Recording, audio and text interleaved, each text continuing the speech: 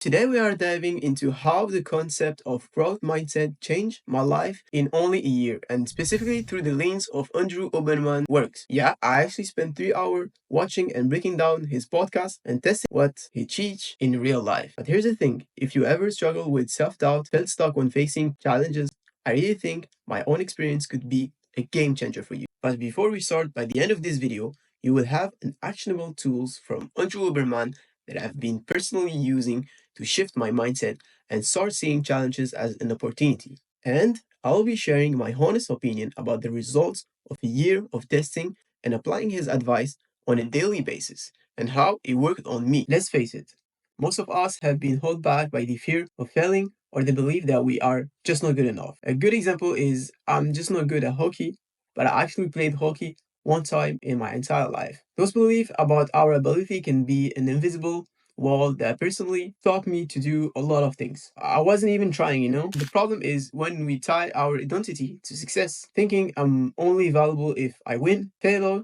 become terrifying. This mindset make us avoid challenges, give up quickly, or take criticism personally. What if failure wasn't the enemy, but a stepping stone to growth? That's where the concept of growth mindset come in. So how do you develop your growth mindset? It starts with shifting your perspective in challenges. Instead of seeing them as a wall that you cannot overcome, view them as an opportunity to learn and grow. And that changed my perspective at all. So then I started being a different person. I had like weird reaction at first, but those reactions were actually practical keys. So the first key for me was embracing challenges. I started seeing obstacle as a puzzle. Yes, a puzzle.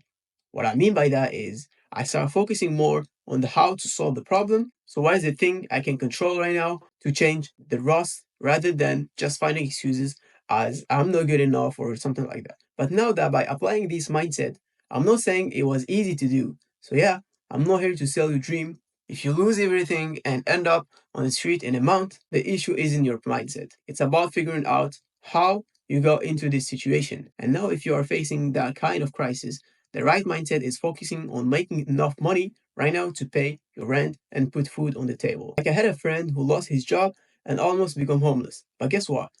He started reselling MacBook, paid his rent, and now making a lot of money from it. This point is the harder the challenge is, the more you will grow. Which leads me to the next point. Learn from criticism.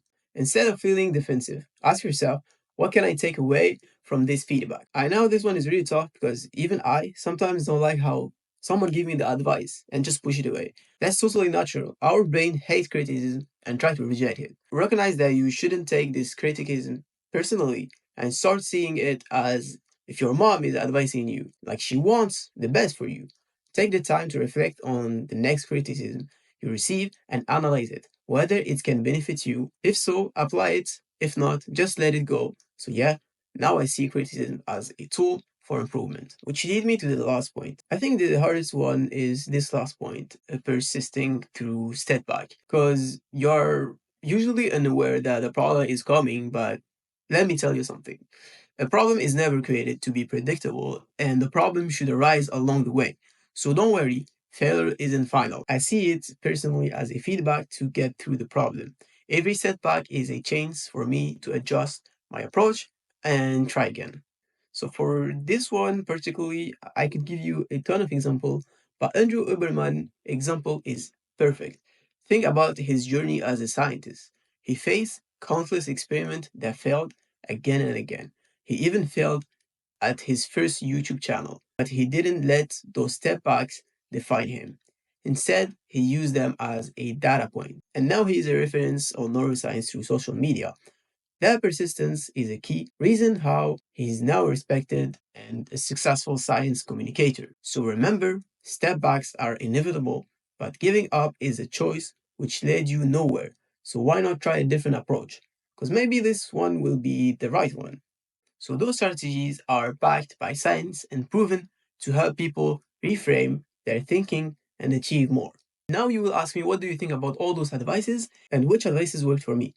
To be honest, I knew those tools from a long time, and even right now, I still struggle with the criticism part. And I think it is because we all have a personality deep on ourselves. a background and a way to see things. So if I have to give an answer, I'm gonna say all of these worked on me, but the hardest things that I faced, and I hope I was able to make you avoid those mistakes, but actually, it's a thing that everyone has to go through, which is staying consistent in those concepts and apply them daily. So maybe I get this conclusion because it's been only a year that I'm applying those concepts on my day to day life. And maybe it's something that require more time. But what is sure is without Andrew Huberman videos on the growth mindset concept, I wouldn't be here today, or worse, I would give up on my dreams way before. Conclusion: by embracing challenges, learning from criticism, and persisting through failure, you can develop a growth mindset that can change you and change how you approach life. Those tools are actionable. They worked for me personally. They can work for you too. I'm convinced about that. So, my question for you is: are you ready to start seeing challenges as an opportunity or to stay a loser?